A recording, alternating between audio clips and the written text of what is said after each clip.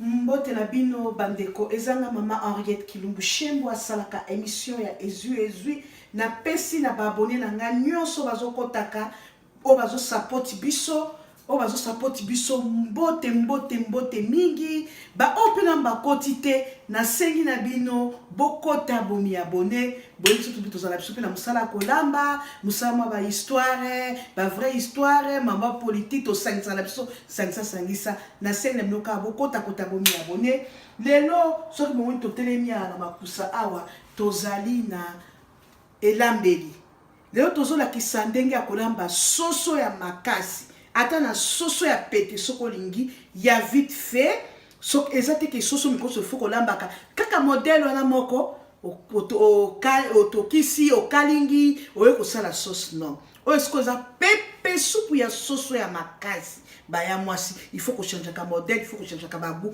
gu moko ezaka mikolo nyonso te awa siko tokoti nazawa na makusa nasina kati soso na ngai eza soso ya makasi na kataki avana banda na sukamala sina sokolaki maboko me pona kolakisa na sina sokolaki maboko na ngata na kataki soso na sokoli lisusu na sokona savon te po savon za na so makasi o sukolia o sokoli o okoka susolo kozongelo ezongisu na biloko yango yo soso na ngai yango yo toza na cuisine soso na ngai makasi na sina kataki baya mwasi na kataki soso na ngai awa sikona zolinga na tiango na nzungu na lakisa na kolamba yango ya pepe soup awa na ekozwa nzungu na ngai nzungu na kotiela soso na sina sokolaki soso me pona kolakisa kaka nazolakisa kaka ndela na sokola yango sur deux fois na sokola soso na ngai na linga biko sokola na pompi awa po salite ese sokomaki me po kaka na tostombisa kaka na pompe po salite longa mai ya propre po ekota soko na nzungu biso tozotiaka soso na biso na nzungu toka soso na biso na nzungu baya mwasi eza te kala mikosuka soso kokalinga osisi kokalinga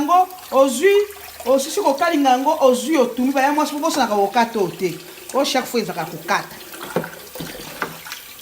ozwi lelo tozolamba kaka ya pepe supu bomona soso na biso neti kosala yango pepe supu kolamba ekeseni il faut que changer ka modèle à kolamba ezaka mikosa te ka modèle wana bokomono na kosala pe na suka ngo ko bima soso moko soupe moko kitoko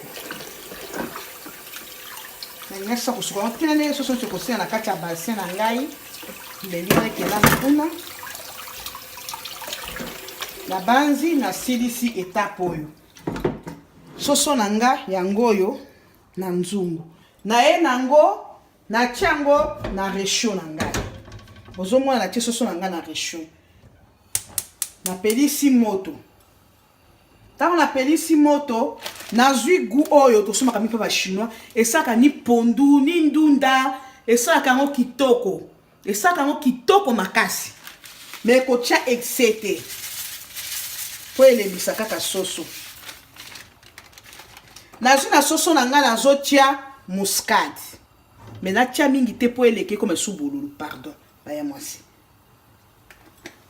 nazwi na soso na ngai na tie gu mususu eza ya nyonso eza gu okokotia biloko nyonso ekipa te ndunda te eloko te yango wana so bolingo tanga but baby anglais bakotanga yango wana muke po soso pe po ba mwa gu wana ekota na kati ya mikuwa po ngalingaka ekota penza na kati ya mikuwa nazwi siko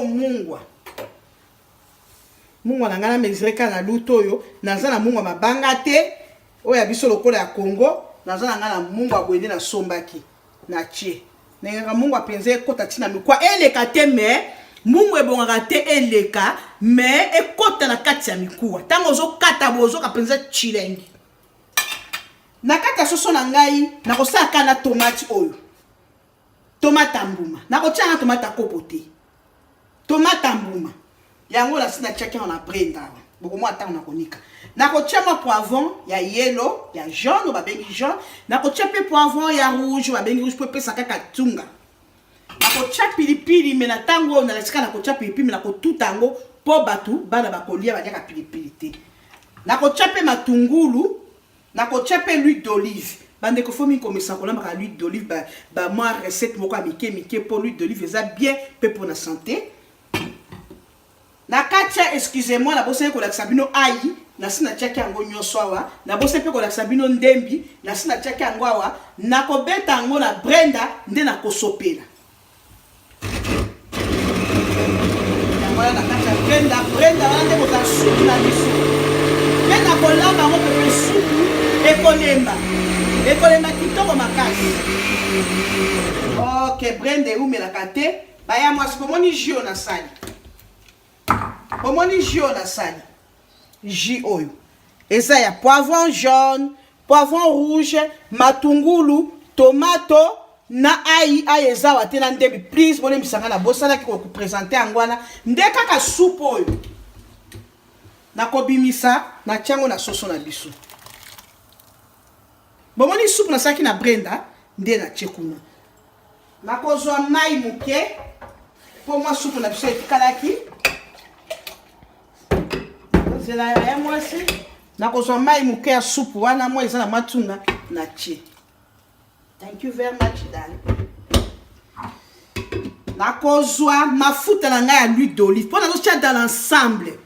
Tango ekotoka ekopesa soupe kitoko soki elembi tina mekina muloko pe mungu ekoti te na kobakisa. Na kozwa mwa l'huile d'olive. L'huile d'olive ata otie mwa mingi ezalaka bien po eza. C'est bien pour la santé. L'huile d'olive.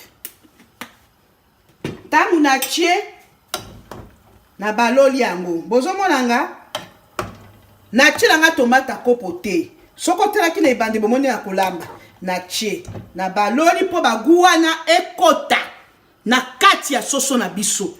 Baspice nyonso na tiaki. Na kozwa ngo na kofinika. Bopesa ngai 20 minutes ekotoka po déjà soupe wana na salaki ya jus. Ya jus ya poivron jaune, rouge, ya tomato, ya matungulu, ya ndembi, ya ail, ezalaki mwa mingi. Kaka jus wana ya soupe ndeko ekobelisa soso wana. Ekolemba pe ekosala soupe moko neti sauce, lokola sauce blanche, lokola bomete tomate na zui, tomate moko kote ya makasi te. O eza recette ya Maman Henriette Kilumbu Shebo TV.